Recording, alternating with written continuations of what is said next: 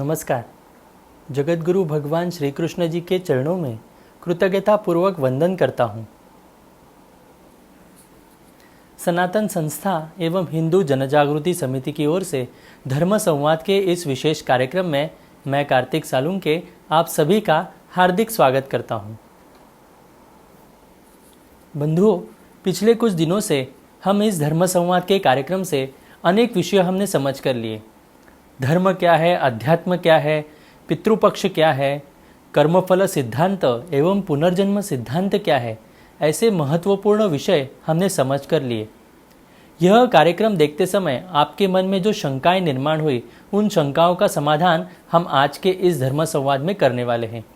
हमारे सभी दर्शकों ने और जिज्ञासुओं ने जिज्ञासावत कुछ महत्वपूर्ण प्रश्न हमसे पूछे हैं, तो उनका शंकाओं का समाधान हम आज के इस धर्म संवाद में करने वाले हैं। हमारे साथ धर्म संवाद के इस कार्यक्रम में उपस्थित हैं हिंदू जनजागृति समिति के राष्ट्रीय मार्गदर्शक सद्गुरु डॉक्टर चारुदत्त पिंगले जी। नमस्कार सद्गुरु डॉक्टर पिंगले जी। नमस्कार कार्तिक जी। तो आइए हम उनसे आज हमारे जो शंकाएं हैं उनका समाधान हम करवा कर लेते हैं। सबसे पहला प्रश्न मैं उनके सामने मैं रखता हूँ। सद्गुरु डॉक्टर पिंगले जी, एक प्रश्न हमें ऐसे पूछा गया था कि उपवास का महत्व क्या है तथा उपवास कैसे करें, इसके बारे में आप हमें मार्गदर्शन करें। सर्वप्रथम उपवास का अर्थ क्या है वो हमें जानकर लेना होगा।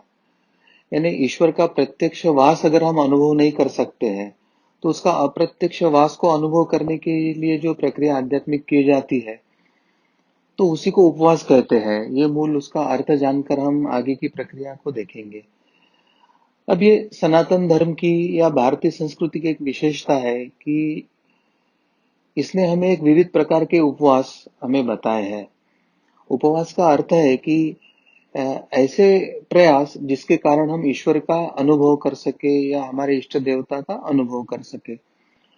अब ये जो विविध प्रकार के उपवास है उनको साधु संतों का या ऋषि मुनियों का आशीर्वाद होता है, इसका मतलब उनका संकल्प होता है।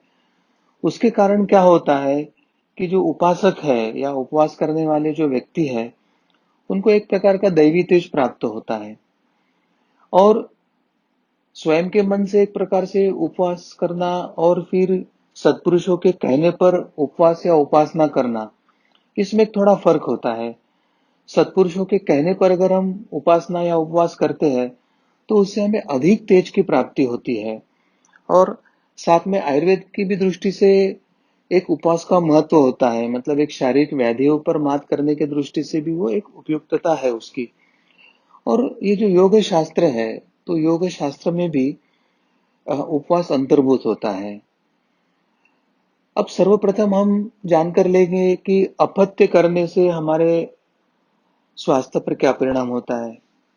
अपथ्य यानी कि जो हमें खाना नहीं चाहिए ऐसी चीजें। पथ्य यानी हमारे खाने योग्य जो अन्न या वस्तुएं होती है वो।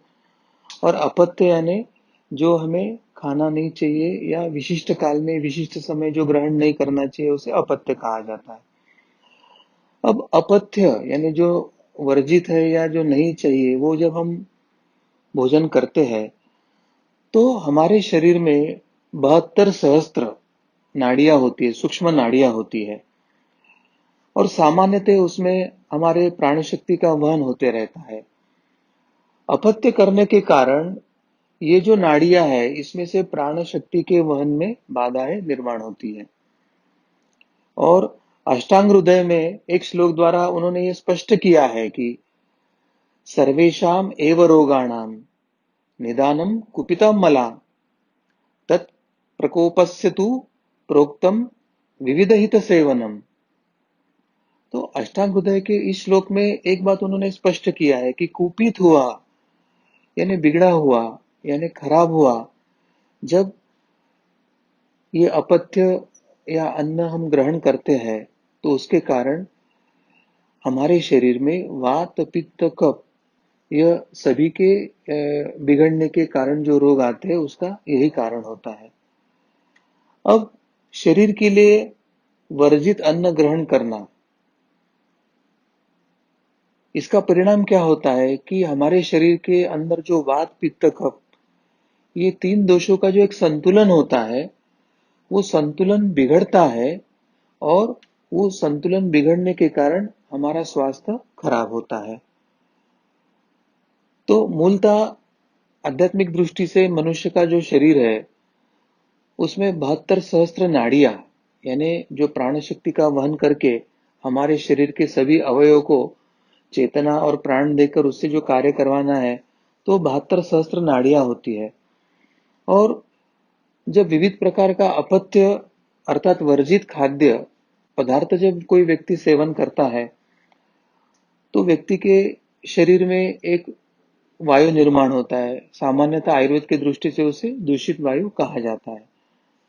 तो सर्वप्रथम ये दूषित वायु के किसी भी व्यक्ति के स्वास्थ्य पर क्या परिणाम होता है, वो हम समझ लेंगे।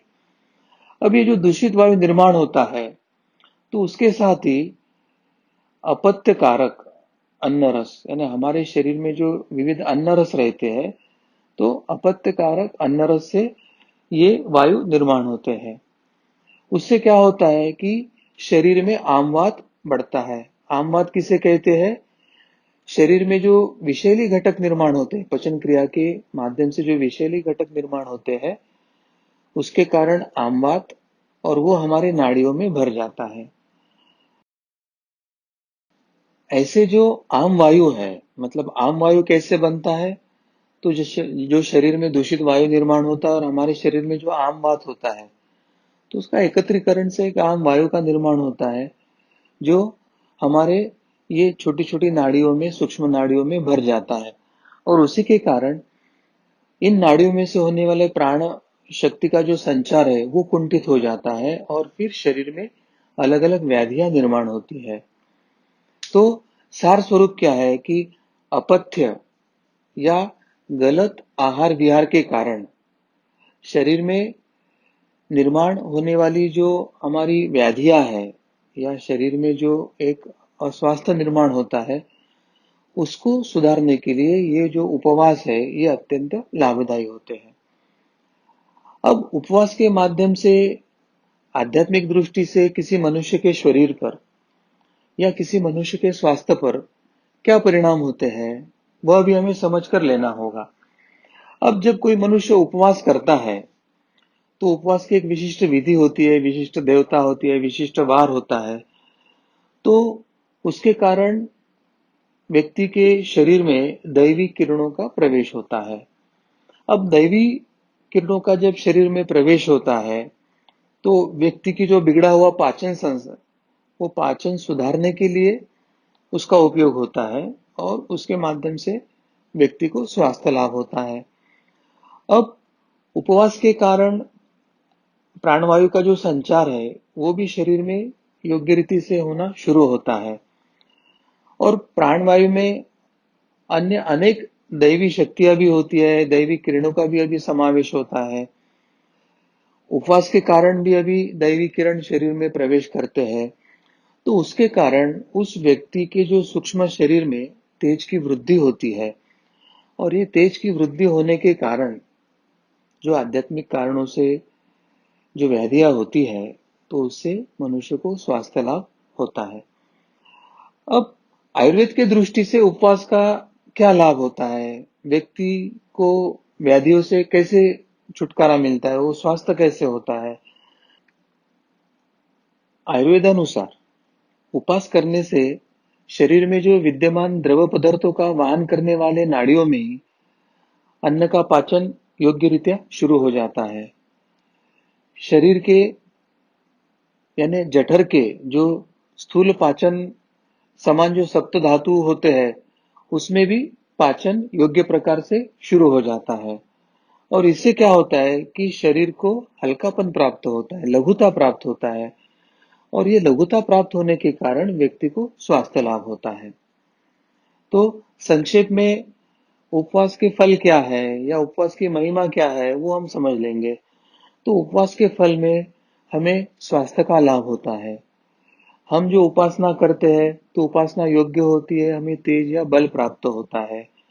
उपवास जो होता है, वो भगवत प्राप्ति के लिए एक साधन बनता है उपवास से क्या होता है कि हमारे कुछ जो कर्म है, जिसका फल पापमय है, दुखमय है, ऐसे पापों का परिमार्जन उससे संभव होता है। और इतनी सारी जो महिमा है, जो उपवास के संदर्भ में हमें शास्त्रों ने बताई है। अब प्रश्न आता है कि ये उपवास करने से भगवत प्राप्ति कैसे होगी? तो शास्त्र में एक जगह यहाँ स्पष्ट हमें संकेत दिया है। कूर्म पुराण ने इसके बारे में हमें बताया कि उपवास से भगवत प्राप्ति कैसे होती है। कूर्म पुराण का जो श्लोक है वो मैं अभी आपको बताना चाहूंगा। व्रतोपवासैर नियमै होर्मे ब्राह्मण्य संतर्पणे तेषां वै रुद्र सायुज्यम जायते तत् प्रसादतः। इसका अर्थ यही बताया है कि व्रत, उपवास, नियम अर्थात योग मार्ग के यम नियम, होम, ब्राह्मण या संत अर्पण, इनके प्रसाद के रूप में हमें सायुज्य मुक्ति मिलती है। यानी सायुज्य मुक्ति मिलने का रहस्य इस श्लोक में हमें बताया है। और इस श्लोक में हमें जो बताया उसमें उपवास भी उसका एक घटक होने के कारण भगवत प्राप्ति के लिए भी उपवास सहायभूत होता है। अब दूसरा प्रश्न आता है कि उपवास से पापों का परिमार्जन कैसे होता है? तो शास्त्रों में जो देवल स्मृति है, देवल स्मृति में इसके बारे में कुछ स्पष्ट संकेत हमें दिए हैं। व्रतोपवास नियमै शरीरोत्ताप नैस्तथा वर्णाः सर्वेऽपि मुच्यन्ते पातकेभ्यो न संशयः। इसका अर्थ हमें देवल स्मृति बताती है कि चाहे व्रत, उपवास, नियम व शरीर के तप, इन कारणों से सभी वर्णों के सभी पातकों से मुक्ति प्राप्त होती है और ये मुक्ति प्राप्त होने में कोई शंका नहीं है। अब उपवास संबंधी व्रत क्या होते हैं? व्रत कोई भी हो, छोटा बड़ा हो, उसमें अधिकांशतः उपवास बताया गया होता है। यानी उपवास यह व्रत का एक अविभाज्य अंग जैसा ही होता है। और उपवास के भी कुछ प्रकार होते हैं। अनेक लोग मानते हैं कि व्रत अलग है, उपवास अलग है। वास्तव में व्रत और उपवास दोनों एक ही प्रकार का तप है। उसमें अंतर केवल इतना ही है कि व्रत में भोजन किया जाता है और उपवास में भोजन नहीं किया जाता है, मगर उद्देश्य और फल प्राप्ति या ध्येय एक होने के कारण वैसे उसमें कोई फर्क नहीं होता है।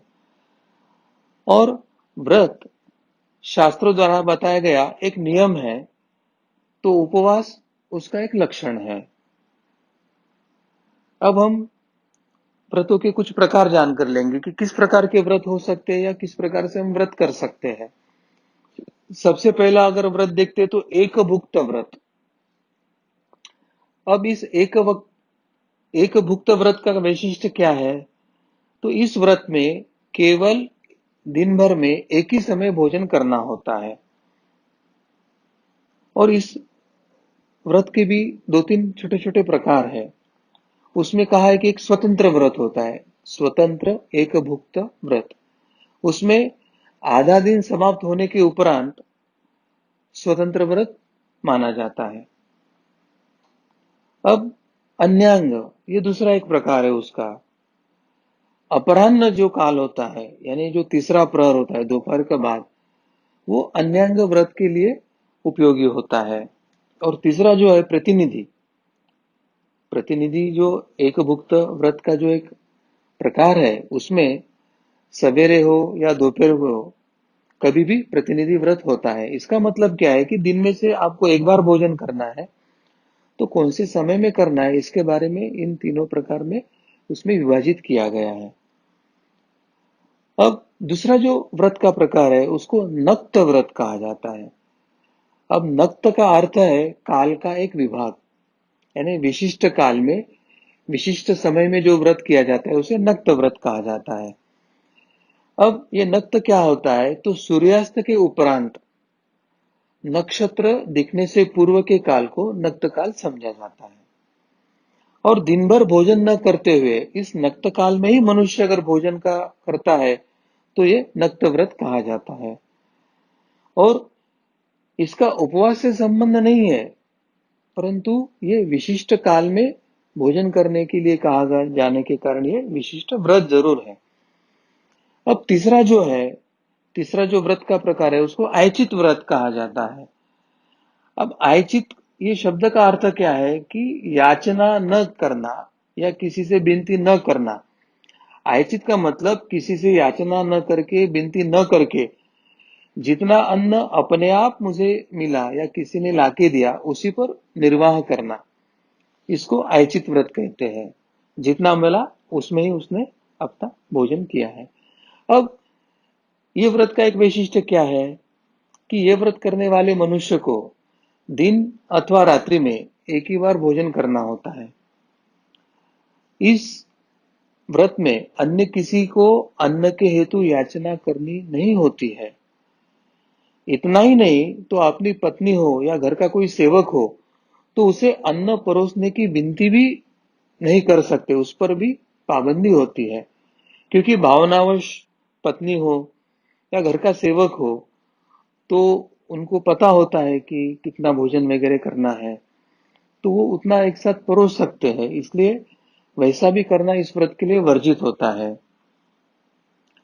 यदि किसी के पत्नी ने अथवा सेवक ने अन्न न लाने के लिए कहने पर भी स्वयं से ही अनायास लाया हो तो ही वो मनुष्य ग्रहण कर सकता है।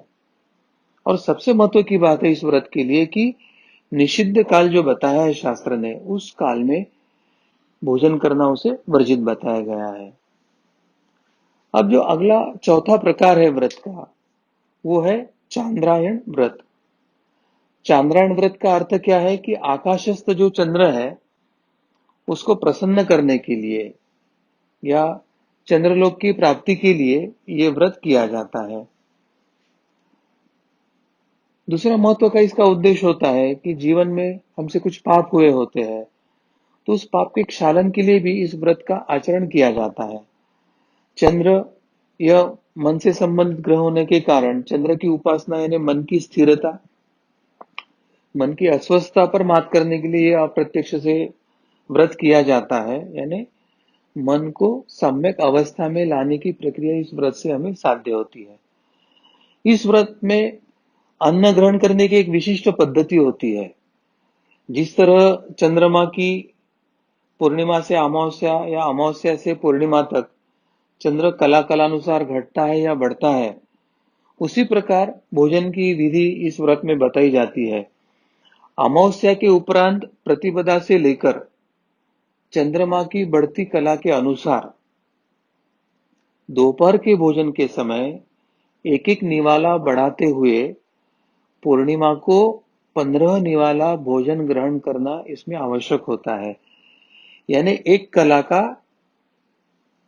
एक निवाला। इस तरह से प्रतिपदा से पूर्णिमा तक के केवल वो दोपहर के भोजन में 15 निवाले ही भोजन कर सकता है।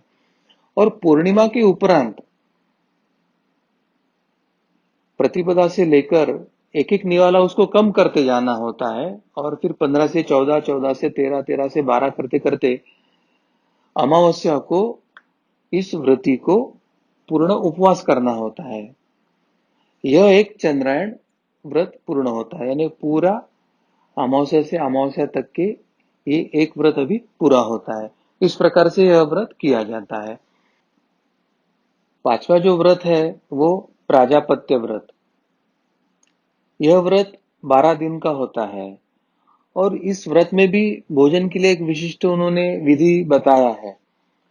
12 दिन में से जो पहले 3 दिन होते हैं, ये 3 दिनों में व्रतधारी क्या करता है कि प्रतिदिन अपने भोजन के समय केवल वह 22 निवाले ही भोजन ग्रहण करता है और फिर अगले जो 3 दिन है उन दिनों में वह 26 निवाले ग्रहण करता है और उसके बाद के जो अगले 3 दिन है उसमें व्रतधारी 24 निवाले ग्रहण करता है। तो इस प्रकार 9 दिन वह 22, 26, 24 इस क्रम से निवाले ग्रहण करने के बाद जो 12 दिनों के अंतिम 3 दिन है उसमें वो पूर्णतः उपवास करना होता है और इस प्रकार से ये 12 दिन का जो प्राजापत्य व्रत है वह पूर्ण होता है। मगर इसमें और उन्होंने एक हमें विधान बताया है कि निवाला कितना होना चाहिए। अगर हमें 22, 26, 24 निवाले लेना है तो हो सकता है हम बड़े बड़े निवाले लेने का प्रयास करके भूख के ऊपर नियंत्रण लाने का प्रयास कर सकते हैं।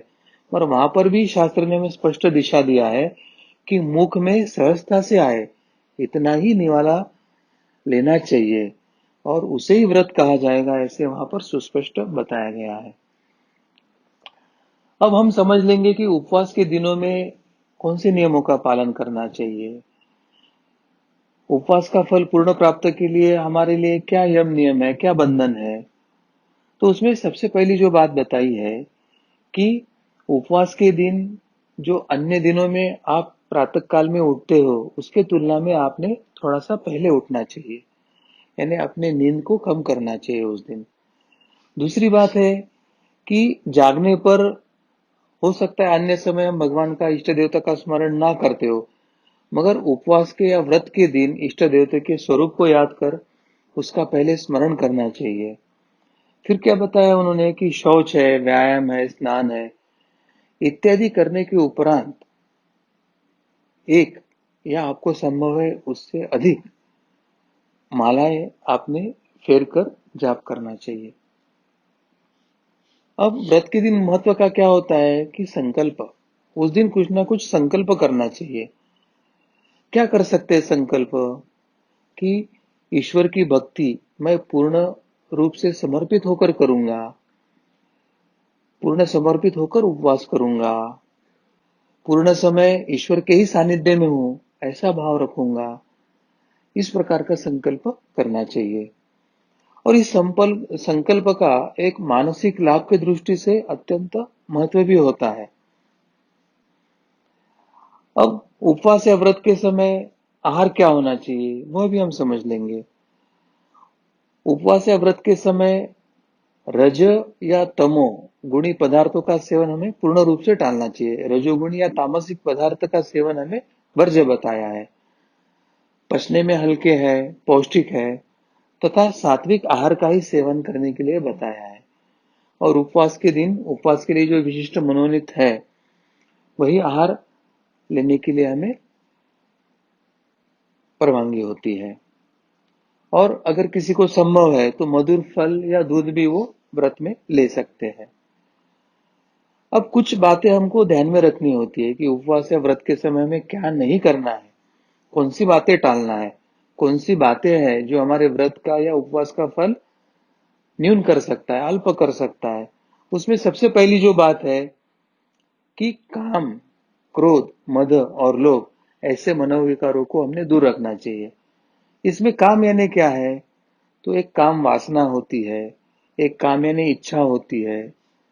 तो काम वासना है, हमारी जो भौतिक इच्छाएं हैं, इन सबको हमने दूर रखना चाहिए।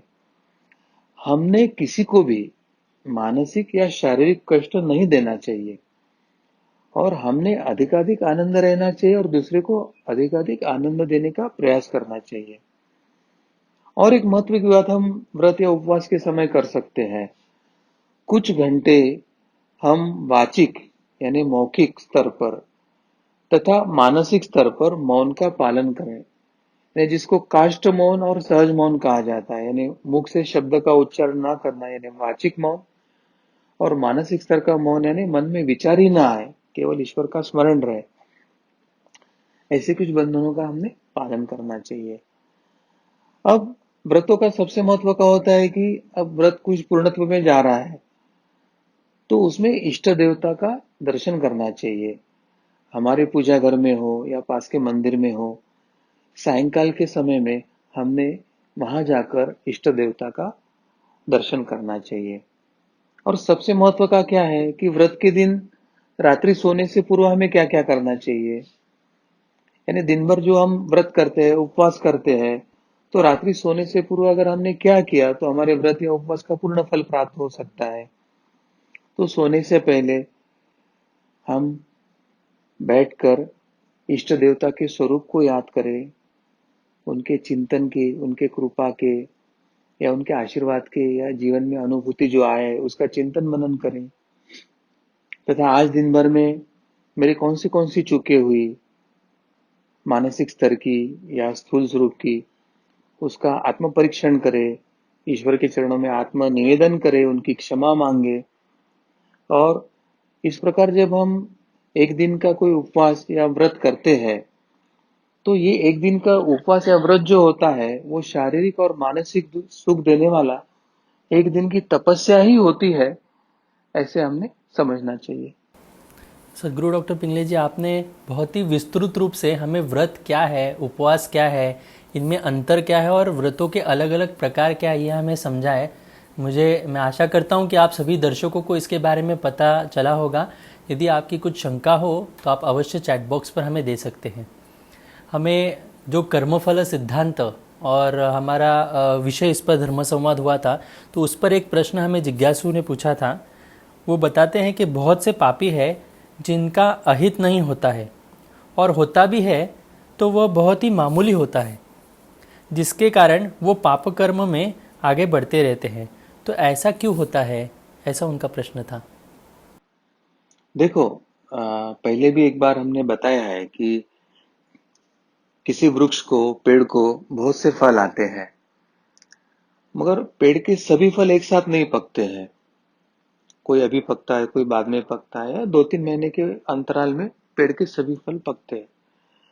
वैसे ही कर्मफल के विषय में भी होता है। किसी भी व्यक्ति का जो पाप है या पुण्य है, वो एक साथ कभी, और सभी जन्मों का तो एक साथ कभी वो फलित हो ही नहीं सकता है। तो हर कर्म के फल का, चाहे पाप हो या पुण्य हो, उसका एक विशिष्ट समय होता है और उसी समय वो फलित होता है। और जब हमारे जीवन में पूर्व जन्म के पाप कर्मों का फल फलित होता है, तो इस समय हमारे जीवन में हमें दुख का अनुभव होता है। और जिस समय पूर्व पुण्य कर्म के फल फलित होते हैं, तो उस समय व्यक्ति को अपने जीवन में अच्छे दिन या सुखमय दिन या उत्कर्षमय दिन उसको अनुभव देते हैं। और सबसे महत्व की बात क्या है कि बहुत से लोगों को लगता है कि अगर हमने बहुत पाप किया तो अच्छा पुण्य करके पाप को काट देंगे, मगर वैसा नहीं रहता है। जितना पाप किया उतना भी भोगना पड़ता है, और जितना पुण्य किया वो पुण्य का उतना फल भी भोगना पड़ता है। तो वो अलग अलग ही भोगतना पड़ता है, और इसलिए वो एक साथ नहीं भोग सकते हैं या एक दूसरे को काट नहीं सकते हैं। तो अगर हमें इस समय कोई दिख रहा है कि कोई व्यक्ति गलत कार्य कर रहा है, पापमय कर्म कर रहा है, फिर भी उसका जीवन सुखी है, उसका उत्कर्ष हो रहा है और वो आगे पाप कर ही जा रहा है, तो इसका मतलब है कि पूर्व जन्मों के अनेक कर्मों में से प्रारब्ध में जो उसको पुण्य में कर्म आए थे, इस समय वो पूर्व जन्म के पुण्यों का कर्मफल भोग रहा है, करके उसके जीवन में अभी संकट या कुछ अनिष्ट दिखाई नहीं देता है। वो सुखी है, आनंदी है, ऐसी दिखाई देता है। और वो इस समय जो पाप कर्म कर रहा है, उससे कर्म फल निर्माण हो रहा है। अभी कर्म फल भोगने की स्थिति में वो आए नहीं है, तो वर्तमान कर्म का फल उसको भविष्य में कभी तो भी भोगना है, और अभी जो भोग रहा है वो उसके पूर्व कर्मों का फल है। तो जैसे हम धर्मशास्त्र का अध्ययन करते हैं और धर्मशास्त्र को जान लेते हैं, तो हमें ये सुस्पष्टता चल जाती है कि भाई इसका पुण्य काम कर रहा है, मगर इसका भविष्य बहुत खराब है, क्योंकि ये अभी पाप कर्म कर रहा है। तो ये जब हमें ज्ञान होता है, तो हमें चाहे शास्त्र हो, धर्म को ऐसे दूषण देने की बात मन में नहीं आती, और हम समझ सकते हैं कि भाई शास्त्र ऐसा है इसलिए वो अनुभव कर रहा है। मगर ये हमें समझने की आवश्यकता है कि जैसे उसका पुण्य फल समाप्त हो जाएगा और उसके पाप फल भोगना शुरू हो जाएगा, तो फिर उसके जीवन का जो चक्र बदलेगा, तो फिर उसको वो भी उतना ही मन से पाप का भी फल भोगना ही पड़ेगा। जी। सदगुरु डॉक्टर पिंगले जी, आपने विवाह से संबंधित हमें एक पत्रिका देखनी चाहिए ऐसे हमें बताया था। तो उसके संदर्भ में ये अगला प्रश्न मेरा आपसे है कि पत्रिका देखकर गुण मिलाकर विवाह होता है, तो विवाह विच्छेद क्यों होता है, ऐसे हमारे एक जिज्ञासु ने प्रश्न पूछा। सबसे पहले तो मैं यह शास्त्र आपको बताना चाहूंगा कि सनातन धर्म में विवाह विच्छेद, या अंग्रेजी में जिसको डाइवोर्स कहते हैं, ऐसे कोई विधि विधान का उल्लेख ही हमारी सनातन परंपरा में नहीं है। जो विवाह संस्कार है 15वां, विवाह संस्कार में सप्तपदी और 7 फेरे लेने के बाद मोक्ष मिलने तक के हमें साथ साथ प्रवास करना है, ऐसे अभिवचन पति पत्नी एक दूसरे को देते हैं और उसके कारण विवाह विच्छेद की कोई व्यवस्था सनातन धर्म परंपरा में नहीं है। मगर जब राष्ट्र हो, समाज हो, व्यक्ति हो, धर्म के मार्ग पर नहीं चलता है, वो धर्म और शास्त्र का अध्ययन नहीं करता है, साधना नहीं करता है, और उस समय अगर उसको अन्य किसी पंथ का या बाहरी विचारों का प्रभाव होता है, और उस समय जब समाज की स्थिति अधर्म के रास्ते पर चलती है, उस समय ऐसे कुछ समस्याएं निर्माण होती है, वो हम देख सकते हैं। अब कुंडली देखकर विवाह होना, तो इसका महत्व क्या है कि ज्योतिष के द्वारा जो उस समय दोनों के पत्रिका में ग्रह स्थिति होती है और उसका अध्ययन करके वधु या वर के जीवन में भविष्य काल कैसा है उसका आकलन किया जाता है।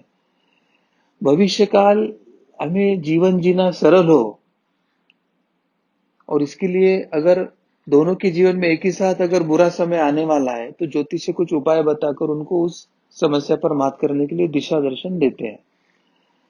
अब महत्व का जो पहला बात है कि ज्योतिष में अचूकता आना, उसके लिए साधना बहुत आवश्यक होती है, और साधना होकर हम अगर संतत्व प्राप्त करके ज्योतिष का अध्ययन करते हैं, तो हमारा ज्योतिषी का जो फल बताने की, हमारी भविष्य बताने की प्रक्रिया है, वो अत्यंत परिणामकारक होती है। मगर वर्तमान में हम देखते हैं कि बहुतांश ज्योतिष्य साधना नहीं करते हैं, और साधना न करने के कारण सर्वसामान्य व्यक्ति की जब वो जन्म कुंडली या पत्रिका वगैरह देखते हैं, तो उसका 30% ही वो आकलन कर सकते हैं, और 30% ही सत्य हो ऐसा भविष्य वो बता सकते हैं। इसका दूसरा कारण क्या है कि बच्चे का जब जन्म होता है और वहां की नर्स या दाई या डॉक्टर जो समय बताते हैं, उसके आधार पर जब जन्म पत्रिका बनती है, तो उस बच्चे का जन्म समय वो इतना स्थूल होता है कि उस जन्म समय की जो ग्रह स्थिति है, उसमें उस व्यक्ति का 30% ही भविष्य सत्य कथन कर पाते हैं। परंतु जब पति पत्नी के समागम में, जिस समागम में ही गर्भधारणा होती है, तब के समय को अगर लेकर पत्रिका बनाई जाती है, तो वो भविष्य 100% अचूक होता है। मगर वर्तमान की स्त्रियों में यह क्षमता नहीं है। पहले जो ऋषि पत्नियां थी, उनमें यह क्षमता थी, वे जानते थे और वो उस समय बताते थे, तो उस समय जन्म पत्रिकाएं बनती थी, और इसलिए उस समय का जो भविष्य कथन था वो 100% होता था। अब जैसे आधुनिक विज्ञान में भी कुछ ऐसे हमें दिखाई देता है कि जैसे ये हवामान का अंदाज, वातावरण के बारे में जो अंदाज बताए जाते हैं, तो वो अपने विज्ञान के आधार पर कुछ ना कुछ प्रेडिक्शन जरूर करते हैं, मगर प्रकृति की क्षमता के आगे वो कितने बार झूठे होते हैं, वो हम सबका अनुभव होता है। वैसे ही ज्योतिष्य के ही विषय में हमें समझना होगा कि ग्रह स्थिति के अनुसार जो प्रारब्ध है, उसका वो एक अनुमान होता है। मगर मनुष्य यह कोई यंत्र या ऐसा नहीं है कि वो केवल प्रारब्ध के ही बल पर चलेगा, ऐसा नहीं है। मनुष्य के जीवन में उसका एक क्रियामान का आधार दिया है, स्वयं निर्णय का आधार दिया है, जिसके आधार वो जो कर्म करता है, वो कर्म के कारण भी उसके प्रारब्ध में निरंतर बदलाव होते रहता है। और इस कारण ज्योतिष्य बताते समय की स्थिति और बाद में व्यक्ति के अगर क्रियामान कर्म अधिक योग्य या उस तरह के अधिक खराब हो सकते हैं, तो उन्होंने जो अनुमान किया है उसमें अलग परिणाम दिखाई दे सकता है। इसलिए साधना करने वाले ज्योतिष हमें अधिक सटीक अनुमान बता सकते हैं, ये हमें ध्यान में लेना चाहिए। जो किसी अच्छे पारंपरिक गुरु के शिष्य है, या स्वयं साधना करके एक साधकत्व त्याग करके गुरु सेवा इत्यादि करके वो अपने उपजीविका के लिए अगर कोई ज्योतिष्य करता है, तो ऐसे ज्योतिष्य का आपने निश्चित मार्गदर्शन लेना योग्य होगा। अनेक बार हमारे प्रारब्ध में वह होना निश्चित होता है, यह बात कभी कभी ज्योतिष्य के ध्यान में भी आते हैं, मगर कभी कभी कुछ बातें वो स्पष्टता से हमें बता नहीं सकते हैं, इसलिए भी ये भविष्य कथन की कुछ मर्यादाएं आती है। मगर हमें ये ध्यान में लेना चाहिए कि विवाह विच्छेद ये सनातन परंपरा की देन नहीं है, तो एक आधुनिकता जो चल रही है या धर्म के राह पर न चल के एक मनानुसार या पाश्चात्य या अन्य संस्कृति के मार्ग पर चलने के कारण उनका एक अनुकरण करने के कारण एक विवाह विच्छेद की समस्या निर्माण हो रही है।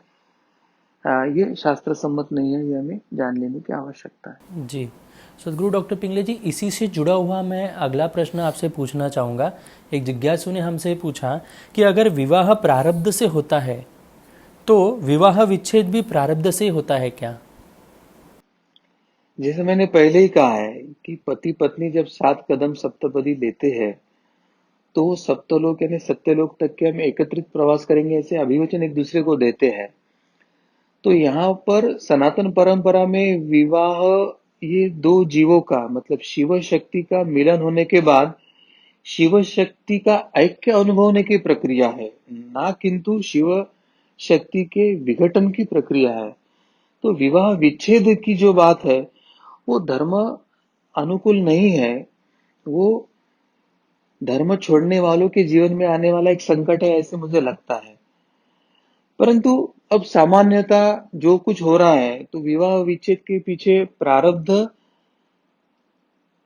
या क्रियामान दोनों भी उत्तरदायी हो सकते हैं। यदि हम देखेंगे तो पूर्व काल में तो घटस्फोट जैसी स्थिति नहीं थी। ये अंग्रेज आने के बाद ये डाइवोर्स या घटस्फोट की प्रक्रिया भारत में शुरू हुई और उसके बाद अभी वो निरंतर बढ़ते जा रही है और पिछले 20 वर्षों में तो अत्यंत वो अत्युच्च स्थान पर जा रही है। समाज की आधुनिक जीवन शैली, धर्म शिक्षा का अभाव, पाश्चात्य अंधनुकरण, पाश्चात्य विचारधारा श्रेष्ठ समझना, ऐसे कुछ कारणों के कारण यह विवाह विच्छेद का जो प्रक्रिया है वो अभी बढ़ रही है। इसमें हमें देखना है कि कोई बुद्धि अगम्य यानी कोई आध्यात्मिक परिप्रेक्ष्य का कारण ना होते हुए भी इस प्रकार की घटनाएं दैनंदिन जीवन में अभी होते हुए हमें दिखाई दे रही है। सामान्यता कोई आध्यात्मिक या बाह्य कारण ना होते हुए अगर घटना होते हुए दिखती है तो उसे हम प्रारब्ध कह सकते हैं। वर्तमान समय में स्त्री पुरुषों में दोनों में अहंकार की मात्रा बढ़ रही है, ऐसे दिखाई दे रहा है। और एक दूसरे को ना समझने की या एक दूसरे को समझकर ना लेने की जो प्रक्रिया हो रही है, यही अभी विवाद का जड़ बन चुकी है।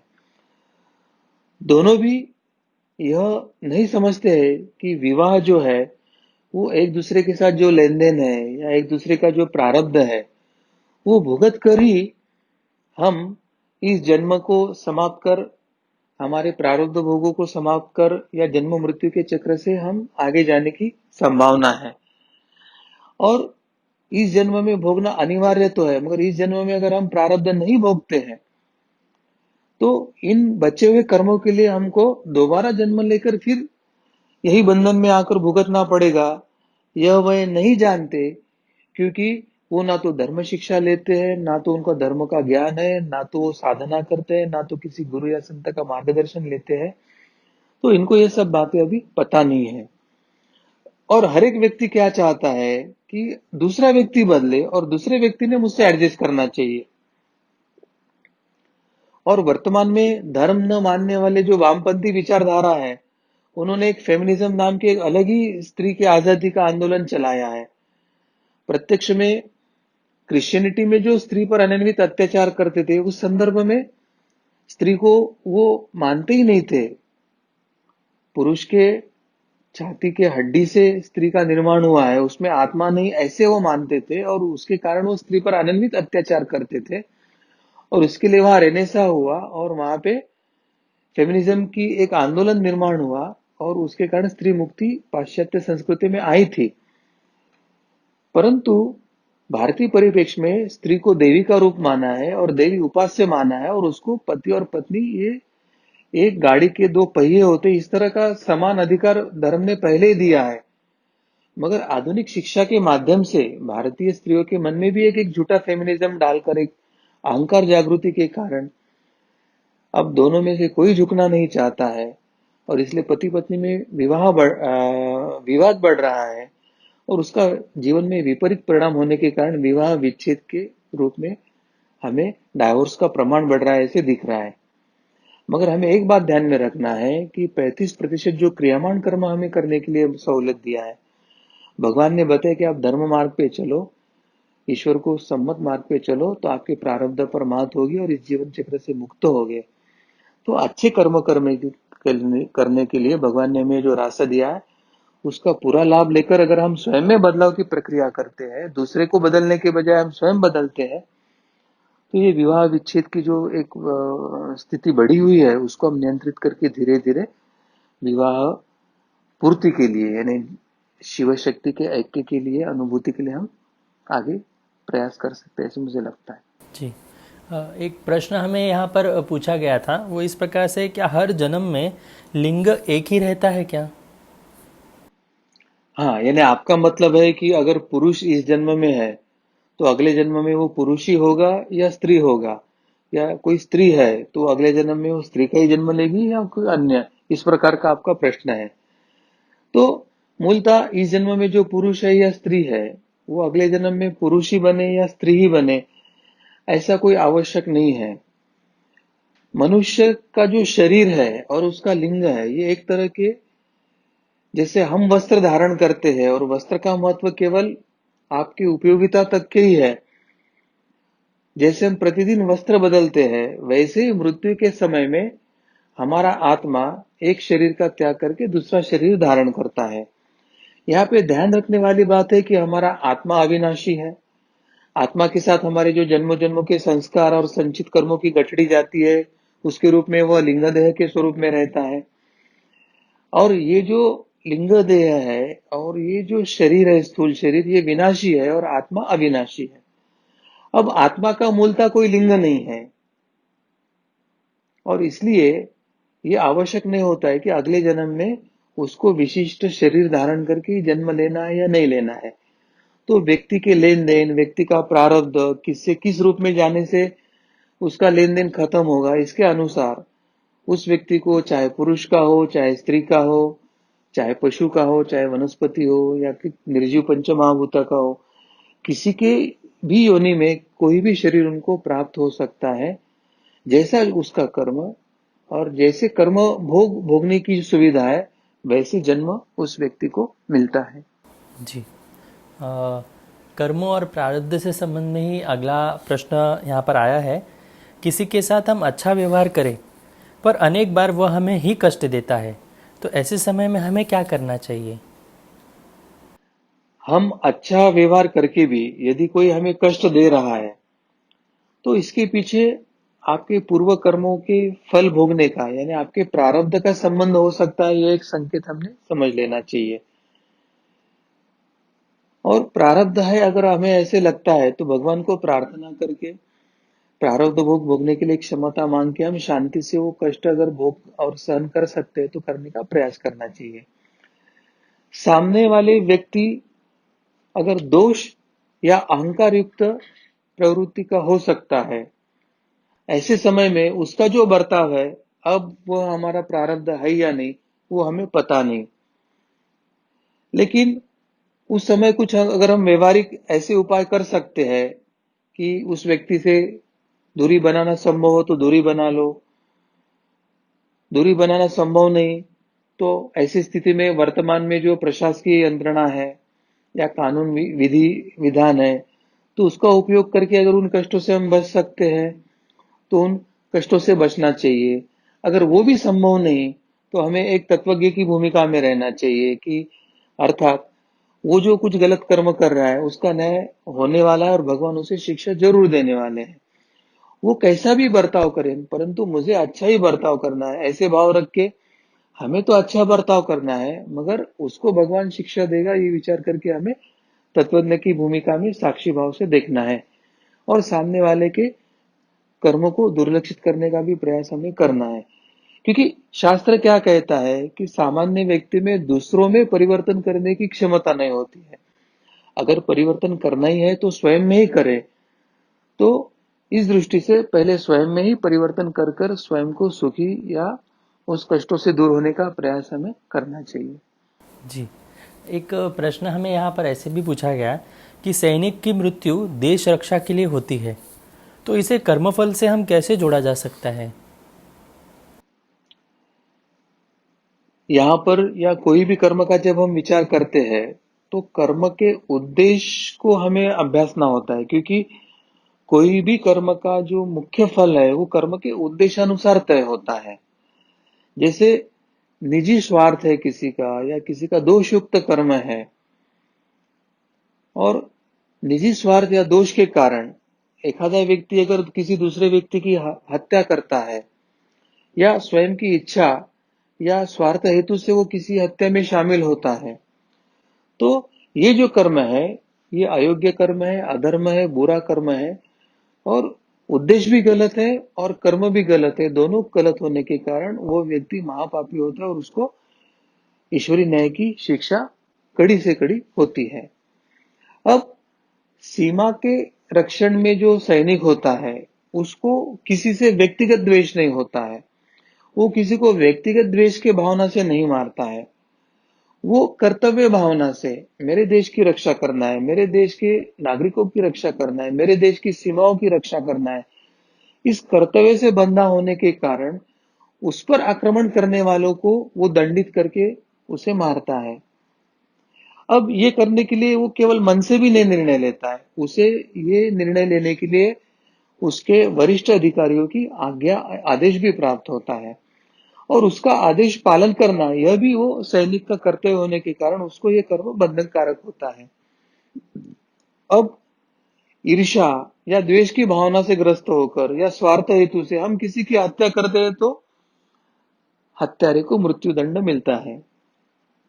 परंतु अगर कोई चार पहिया वाहन चला रहा है और अनजाने में दुर्घटनाग्रस्त होकर किसी का मृत्यु हो जाता है, तो वहां जानबूझकर किसी की हत्या नहीं किया, वहां ईर्ष्या नहीं थी, द्वेष भी नहीं था, और अनजाने में कर्म होने के कारण उसका उद्देश्य वैसा नहीं था, तो कर्म गलत है मगर उद्देश्य सही होने के कारण उस चालक को कुछ मात्रा में शिक्षा या दंड देकर छोड़ दिया जाता है, उसे मृत्यु दंड नहीं दिया जाता है।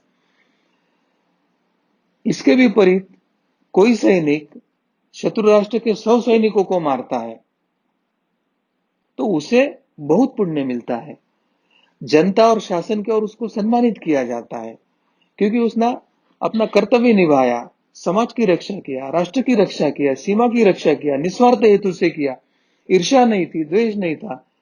तो कर्तव्य कर्म, उद्देश्य उच्च है, उद्देश्य शुद्ध है, और कर्म शुद्ध होने के कारण क्योंकि कोई अताताई है, आक्रांता है, उसको उन्होंने मारा है तो उसे बहुत पुण्य मिलता है। और जवान ने ये जो देश की रक्षा किया उसका समष्टि कर्तव्य था, व्यष्टि भी नहीं था, स्वयं के प्राणों का बलिदान करने की उसकी तैयारी थी, सर्वोच्च त्याग की तैयारी करके वो सीमा पर जाके खड़ा होता है। उसे पता रहता है कि शत्रु की एक गोली मुझे भी मार सकती है, ऐसे विकट स्थिति में वो कर्तव्य पूर्ति करता है। और इसलिए मृत्यु यह जीवन का अंतिम सत्य है और वह प्रारब्ध के ही कारण होता है, परंतु देश के लिए बलिदान की भावना से सीमा पर कार्य करने वाला सैनिक अगर शत्रु के 100 सैनिकों को भी मारता है तो भी उसे पुण्य फल प्राप्त होता है, उसे स्वर्ग प्राप्त होता है, ऐसे शास्त्र बताता है। हमें यहाँ पर एक प्रश्न ऐसे आया था, क्या मांसाहार करना पाप है? श्रीमद् भगवत गीता में मांस खाना या ना खाना इसके बारे में कोई स्पष्ट ऐसे बताया नहीं है, परंतु भगवत गीता ने अन्न को 3 श्रेणियों में विभाजित किया है। वे कहते हैं कि सत्व रज तम ये 3 गुणानुरूप अन्न होते हैं, और गीता यह एक शास्त्र जरूर बताती है कि अन्न जैसा आप ग्रहण करते हो वैसे आपका मन बनता है और विचार आपके वैसे ही होते हैं। गीता ये बताती है कि जो मनुष्य सात्विक भोजन ग्रहण करता है उसकी सोच भी सात्विक होती है। अतः सात्विकता के लिए सात्विक भोजन, राजसिकता के लिए राजसिक भोजन, और तामसिक कार्यों के लिए तामसी भोजन, ऐसे एक समीकरण हो चुका है। यदि कोई सात्विक व्यक्ति तामसी भोजन करने लगा तो धीरे धीरे उसके विचार या कर्म भी तामसिक हो सकते हैं, और इसलिए सात्विक व्यक्ति मांसाहार वर्ज्य करता है। संत हो, ब्राह्मण हो, या धर्म कार्य में जो रत लोग हैं या धर्म कार्य करने वाले जो लोग हैं, उन्होंने सामान्यतः सात्विक ही भोजन करना चाहिए। उससे मन सात्विक और विचार सात्विक रहते हैं, तो जो कर्म बनता है, कर्म होता है, वो भी सात्विक कर्म होता है। परंतु युद्ध हो, क्रीड़ा हो, या कुछ भयंकर कर्म हो, इस हेतु राजसिक भोजन करना चाहिए, और तामसिक भोजन कभी नहीं करना चाहिए, क्योंकि तामसिक जो भोजन है वो राक्षस, पिशाच या असुर, इनका जो भोजन होता है उसे तामसिक भोजन कहा जाता है। जैसे अच्छे से नहीं धोया हुआ मांस हो सकता है, बासी भोजन है, खराब भोजन है, बहुत तीखा भोजन है, अति मसालेदार भोजन है। ऐसे विविध प्रकार के जो फास्ट फूड से लेके तो जो कृत्रिम नए जो शीत पेय से लेके जो भोजन के प्रकार आ रहे हैं, ये सब तामसिक भोजन में जाते हैं। तो इसलिए सात्विक और राजसिक भोजन कार्यान्वयन में लेना चाहिए, तामसिक भोजन हमें टालना चाहिए। सनातन धर्म परंपरा या मनुष्य के लिए शाकाहारी भोजन होता है, ऐसे शास्त्र कहता है। परंतु बीच बीच में जो अकाल आए या आपत्काल आया था, आपात धर्म के कारण बीच में जो मांसाहार शुरू हुआ, उसी के कारण अभी कुछ क्षेत्र में मांसाहार अभी प्रचलित है। परंतु ये हमें जानने की आवश्यकता है कि मनुष्य के लिए शाकाहार जो है वो अति उत्तम होता है। इसके साथ ये भी बात ध्यान में आवश्यक लेना चाहिए कि ईश्वर प्राप्ति के लिए शाकाहार या मांसाहार ये कोई बाधा नहीं होती है। तो आपकी भाव भक्ति कैसे है, आप पर गुरु कृपा कितना है, आपकी ईश्वर प्राप्ति की तड़प कितनी है, इसके ऊपर ईश्वर प्राप्ति होती है, वो आपके आहार पर निर्धारित नहीं होती है। तो ये बातें अगर हमें सुस्पष्ट है, तो हमारे साधना के प्रयासों या धर्म को समझने की प्रक्रिया है वो एक योग्य पद्धति से हो सकती है। जी, एक प्रश्न हमें ऐसे भी यहाँ पर पूछा गया है कि सात्विक बच्चे हो इसलिए हम क्या कर सकते हैं। बहुत अच्छा प्रश्न है, क्योंकि बच्चे हमारे राष्ट्र के भी भविष्य होते हैं, हमारे परिवार के भविष्य होते हैं, और हमारे समाज के भी भविष्य होते हैं। और अगर बच्चे सात्विक हो तो निश्चित उस परिवार या समाज या राष्ट्र का भविष्य उज्जवल होता है। अब सात्विक बच्चे हो इसलिए उस परिवार ने, उस पति पत्नी ने 16 संस्कार में जो गर्भधान संस्कार है, वो गर्भधान संस्कार इत्यादि सभी संस्कार करना चाहिए। भगवान के सृष्टि चक्र को गतिशील रखते हुए वो सतत प्रसूति का कार्य कर रहा है। सृष्टि का कार्य गतिमान रखने वाली यह प्रकृति है, उसमें मादी के स्वरूप में यह सृजन शक्ति का कार्य वो करवाकर पृथ्वी का गति को वो ईश्वर निरंतर आगे चलाते हैं। मानव प्राणियों में स्त्री प्रजा निर्मिति का कार्य करती है। उत्तम प्रजा की उत्पत्ति एवं उसका लालन पालन अच्छे से होना, अच्छे वातावरण में होना, अच्छे संस्कारों में होना आवश्यक होता है। और इस दृष्टि से 16 संस्कारों में गर्भधान संस्कार है, उसका महत्व एक अलग है। इस संस्कार में विशिष्ट मंत्र एवं होम हवन द्वारा देह की शुद्धि किया जाता है, जिसे अध्यात्म शास्त्रीय दृष्टिकोण से तथा आरोग्य के दृष्टि से समागम करने के लिए उपयुक्त होती है। और यह मंत्रों द्वारा सिखाया जाता है, मंत्रों द्वारा किया जाता है। अब सुप्रजा का जो सिद्धांत है, उसके दृष्टि से उचित गर्भधारणा हेतु गर्भधारणा के पूर्व पिंड शुद्धि होना आवश्यक होता है। पिंड शुद्धि के कारण, अच्छी बीज शक्ति के कारण अच्छी संतति की उत्पत्ति संभव होती है। इसलिए स्त्री को केवल बच्चे की माता नहीं, तो उसको राष्ट्र की जननी कहा गया है।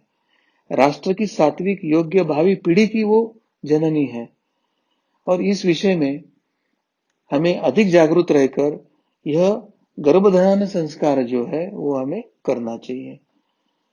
इस संस्कार द्वारा उत्पन्न पुत्र में ब्रह्म विद्या प्राप्ति की क्षमता होती है, यानी शुद्ध पिंड में शुद्ध बीज आने के कारण वो शुद्ध ब्रह्म अपने जीवन के ध्येय को प्राप्त करने की क्षमता रखती है।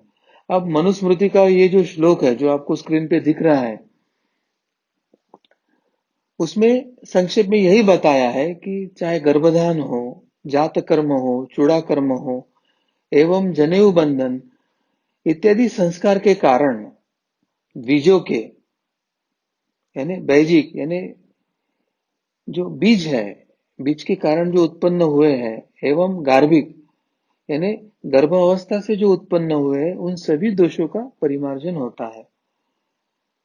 इस संस्कार का महत्व बताते हुए गुरुदेव डॉक्टर काटे स्वामी जी भी कहते हैं कि गर्भधान संस्कार न करने से क्या रति सुख प्राप्त नहीं होगा या संतति प्राप्त नहीं होगी? तो वे कहते हैं कि संतति तो प्राप्त होगी ही, परंतु वह हीन, रुग्ण एवं निकृष्ट होगी। हमें जो अपेक्षित है बलवान, वीर्यवान, तेजस्वी, ओजस्वी, उस प्रकार की नहीं होगी। तो हमें यह ध्यान में रखना चाहिए कि 16 संस्कार के आचरणों के साथ पति पत्नी स्वयं भी साधना शुरू करें, अपने गुरु की कृपा प्राप्त करने के लिए प्रयास करें, अच्छे सत्संग में रहे, अच्छे ग्रंथों का वाचन करें, अच्छे देवताओं की कहानियां, तीर्थ क्षेत्र का भ्रमण करें, स्मरण करें और ऐसी साधना करने वाले, ऐसे सत विचारों में, ऐसे सत्संगों में, ऐसे सत ग्रंथों का अध्ययन करने वाले, ऐसे गुरु की छाया छत्र में रहने वाले, ऐसे गुरु कृपा को प्राप्त करने वाले जो पति पत्नी या परिवार होते हैं, ऐसे परिवारों में सात्विक जीव जन्म लेते हैं और फिर वो अपने परिवार का नहीं समझकर नहीं तो राष्ट्र और धर्म का भी भविष्य उज्जवल करते हैं, अपने धर्म की पताका सर्वत्र वो फहराते हैं और एक तरह से यही विश्व के शांति हेतु, विश्व के उत्कर्ष हेतु, विश्व का जीवन सुखमय होने हेतु आवश्यक है। तो इस प्रकार की प्रक्रिया सबने करना चाहिए, ऐसा मुझे लगता है। जी, सदगुरु डॉक्टर पिंगले जी ने अभी जैसे हमें मार्गदर्शन किया है, तो हमें सभी को ध्यान में आएगा कि साधना करना कितना महत्वपूर्ण है। यदि साधना करते हैं तो हमारे आगे की जो प्रक्रिया है, आगे का जो जीवन है, वो सुख और आनंद से भर जाता है और हमारा भविष्य भी आनंददायी ही होता है। तो ये हमें ध्यान में आया। मैं सदगुरु डॉक्टर पिंगले जी का बहुत बहुत आभार व्यक्त करता हूँ कि आज आप ही के कारण इस धर्म संवाद में अनेक शंकाओं का समाधान आप हमारा कर रहे हैं। हम सभी आपके प्रति बहुत बहुत कृतज्ञ हैं। आपके मन में यदि कोई सुझाव हो तो आप अवश्य देख सकते हैं, और यदि आपको ये विषय सुनते समय यदि कोई प्रश्न निर्माण हुए हो तो आप अवश्य चैट बॉक्स पे, कमेंट बॉक्स पे आप लिख कर दे सकते हैं। भगवान श्री कृष्ण जी की असीम कृपा से आज का यह धर्म संवाद यहीं पर संपन्न हुआ, ऐसे मैं घोषित करता हूँ। नमस्कार।